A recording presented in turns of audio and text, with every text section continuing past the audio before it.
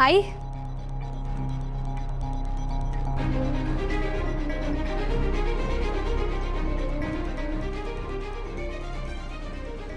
आई. हा, झालीस फ्रेश? मी काहीतरी खायला देते. नाही नाही नाही, मला नकोय खायला.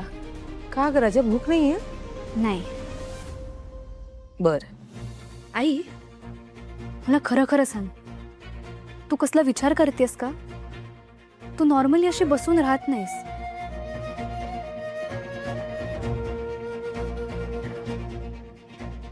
नाही ग, ऍक्च्युली हो, विचार करत होते. बस ना, सांगायचंय तुला काहीतरी. रेवतीला एक स्थळ आलंय. काय? खरंच? हो, अगं शेजारच्या त्या चित्राविनी आहेत ना, त्यांच्या ओळखीचं आहे कोणतरी, दूरचा नातेवाईक आहे. मुलगा अमेरिकेत असतो.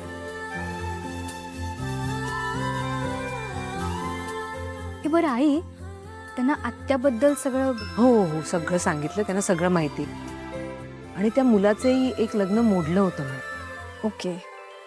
पण आई किती छान ना, नाहीतरी सगळे आत्याला सारखे बोलायचे. अगं खरंच ग, किती आनंदाची बातमी आहे ना ही पिहू. मला रेवतीसाठी खूप छान वाटतंय. आणि पिहू, अविनाशला असं वाटतंय की हे सगळं ना त्या दत्तोबाबांमुळे झालंय. काय काय संबंध आहे आई? हा एक कोइन्सिडेन्स आहे, बाकी काही नाही. बरं आई, तुम्ही आज त्यांच्या ऑफिसमध्ये गेला होतात ना? काय झालं तिथे?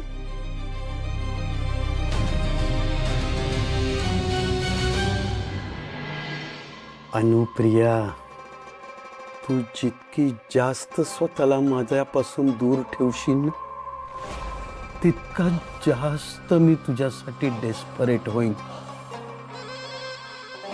आता तुला आणि तुझ्या नवऱ्याला माझ्या कृपेची गरज आहे. आणि काहीतरी मिळवण्यासाठी काहीतरी द्यावं लागतंच ना. मग तुलाही ते द्यावंच लागेल.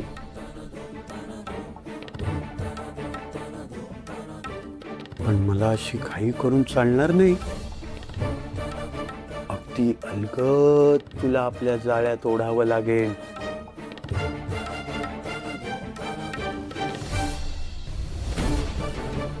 पण मी प्लॅनच तसा केलाय. आणि तू स्वतःला किती थांबवलंस तरी उद्या तू आणि तुझं संपूर्ण कुटुंब या दत्तोबाबाच्या पायावर लोटांगण घालणार. अनुप्रिया, आनंदी आनंद, आनंदी आनंद, आनंदी आनंद.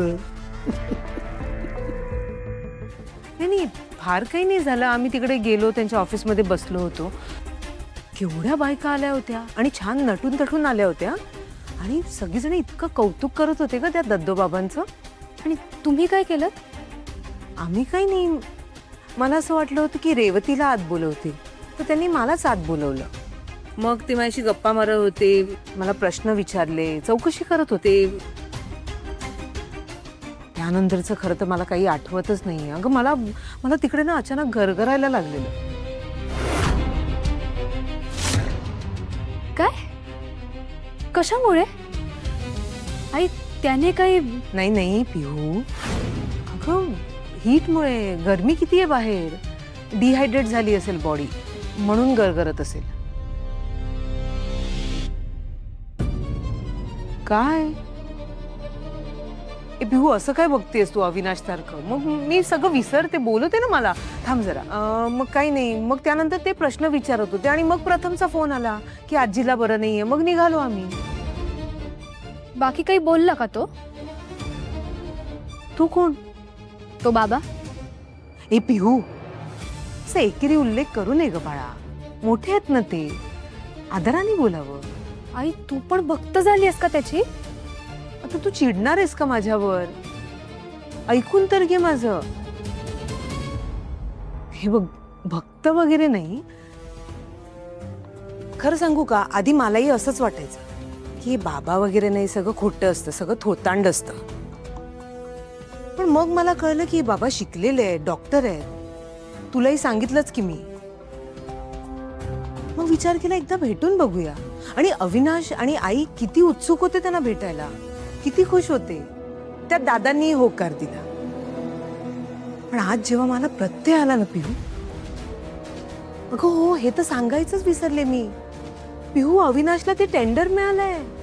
आणि हे बघ, रेवतींना ते स्थळ आलं आणि त्यांनी ना आम्हाला विभूती दिली होती. आईंचं डोकं दुखत होतं, मी ते त्यांच्या कपाळाला लावलं तर त्यांना बरं वाटू लागलं. पिहू, आई अगं असं काही नसतं, हे सगळे कोइन्सिडन्स आहेत. तुझं म्हणणं बरोबर आहे पिहू, हे सगळे कोइन्सिडन्सेस असू शकतात. पण पिहू, पूर्वीच्या काळी ऋषीमुनी, संत हे सगळे होतेच ना. तेही उपदेश द्यायचे, तेही मार्ग दाखवायचे. हो आई, पण त्यांनी खूप तपश्चर्या करून नॉलेज मिळवलं होतं. अगं पण हे पण शिकलेले आहेत पिहू, डॉक्टर आहेत. हे बघ आई, तू काहीही म्हण, पण तो बाबा मला ढोंगी वाटतो आणि मला हे सगळं अजिबात पटत नाहीये. बरं बरं, पण पिहू, मला असं वाटतं की एखाद्या व्यक्तीबद्दल आपल्याला काही माहीत नसताना त्याला उगीच जज करू नये. मी तुला सांगू का, तुला प्रत्यय आला ना की तुझा विश्वास बसेल त्यांच्यावर. पिहू, तू उद्या आमच्यासोबत येतेस तिकडे? नाही नाही, अजिबात नाही. ऐक ना बाळा, ऐक तरी. एकदा ये ना, तिकडचं माहोल बघ, त्यांना भेट. कदाचित तू त्यांच्याशी बोललीस, त्यांना भेटलीस, तिकडचं वातावरण तुला कळलं ना, तर मे बी तुझा विश्वास बसेल. प्लीज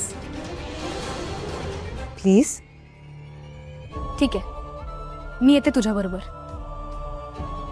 तसंही मला बघायचंच आहे तो बाबा काय करतो ते. ए, ते बाबा ते बर,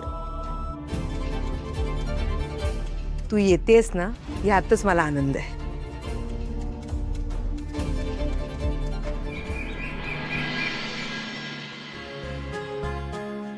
अनु, डबा दे ना.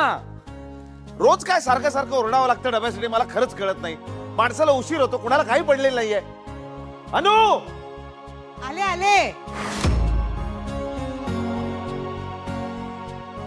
पातळ भाजी दिली ना डब्यात, म्हणून तर असं असं करून घेऊन जाऊ नका हा डबा. कसं कसं करणं. कळलं ना तुम्हाला? बरं, बाकी सगळी तयारी झाली आहे? हो, हो बाबा, आम्ही रेडी होतो. वा, अभ्यास कर. हिचं काय आहे? ती पण येते आमच्या सोबत.